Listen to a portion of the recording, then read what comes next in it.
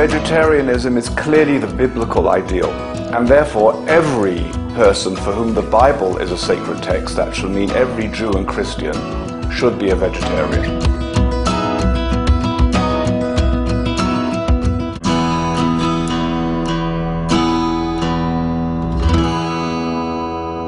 I was born in England, but I came here to Jerusalem after high school, and I studied here. I have my rabbinic ordination from the ultra-Orthodox world, but even though I didn't come from that background, and I didn't stay in that world, I met my wife here, though she also comes from England, but we met here in Israel.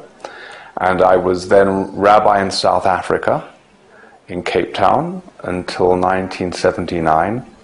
From 73 to 79, and then I was chief rabbi of Ireland from 79 to 85. We came back in 1985 to Jerusalem, so we've been back in Jerusalem for more than 25 years. When I came back, being involved in interfaith relations in Israel was obviously very important to me because it relates to the very fabric of Israeli society. Any society's well-being and health depends upon the condition of its minorities, or the minorities within its society are a reflection of its health. So it's very important for me to be involved in interfaith relations here.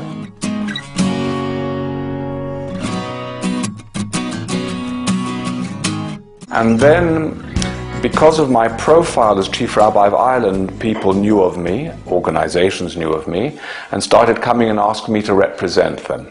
And then, as a result, I had more of an international profile. And similarly, the Israel Ministry of Foreign Affairs wanted my involvement in areas that related to interfaith relations, especially when contacts with the Vatican started.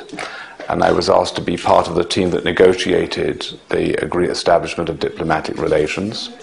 Eventually then the American Jewish Committee, which is the oldest of the American Jewish advocacy agencies and has a global outreach, asked me to be in charge of its interfaith work. And in addition to being responsible for all its interfaith relations around the world, I'm also the advisor to the Chief Rabbinate of Israel on interfaith relations, and therefore have a responsibility for most of its interfaith work. Because the biblical ideal is the ideal of the Garden of Eden. And in the Garden of Eden, Adam and Eve are vegetarian. It's only after humanity corrupts itself that meat eating is allowed. And the language that the Bible uses, concessionary language, is not a very positive approach, a concessionary approach. But today, thank God, we live in a world where we can have wonderful fruits and vegetables. There is absolutely no need to slaughter animals. And therefore, for me, it is first and foremost an ideal that I draw from my own particular religious heritage.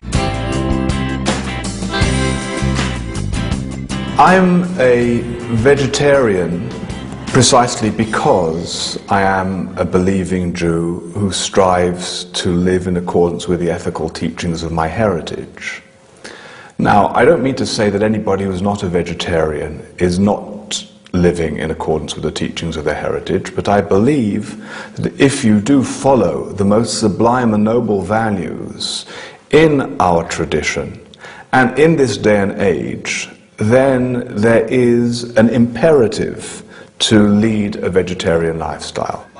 There's the question of all the hormones and antibiotics that are pumped into the animals, that are retained at the end of the food chain so much more intensely, which render the question of whether this is the right health diet that one should be following when there are alternative diets available. So these factors are in fact Jewish factors. They are issues of looking after one's health is a halachic imperative. Compassion for animals is a halachic imperative. Being responsible also for your environment and for your globe, which also have ramifications coming out of the whole question of the meat industry and meat consumption, are all fundamental Jewish questions. So I, simply put, am a vegetarian because I am a religious Jew. The more sentient the being is, the greater the responsibility is upon humanity to be caring for it. And that is precisely the meaning in Genesis when we are told to go and assume our responsibility over the animal kingdom. That responsibility must be understood first and foremost in terms of compassion and care for animals. And there are therefore fundamental prohibitions under the category of preventing tsa'ar bali chayim, suffering to animals, that are explicit in the Torah. For example, the prohibition to muzzle an ox when it is plowing so that the animal should be able to graze, or even of plowing with two different kinds of species where one might be strong and the other might be weak. So being compassionate towards animal life is not just a matter of being responsible for animal life, which we have very clearly laid down in the Torah and expounded by our sages, but it's a matter of imbuing ourselves with the right kind of values. If we are insensitive towards animal life, then we desensitize ourselves as human beings. Today, paradoxically, the behavior of humanity towards animal life is more brutal and more violent than even in the past. The factory system of mass production and mass slaughter is more inhumane than ever before. And humanity towards animal life, humanitarian behavior towards animal life, is a fundamental Jewish teaching. It's a biblical principle too. Today, it seems to me, it is not possible to be party to meat consumption and claim one still maintains the restrictions in terms of respect for animal life. So there is more cruelty today, which is also, as I say, an offense to religious sensibility. Vegetarianism is a vehicle for universal peace for all humanity, and also a reflection of universal peace. I am Rabbi David Rosen, International Director of Interreligious Affairs of the AJC. Be veg, go green to save our planet.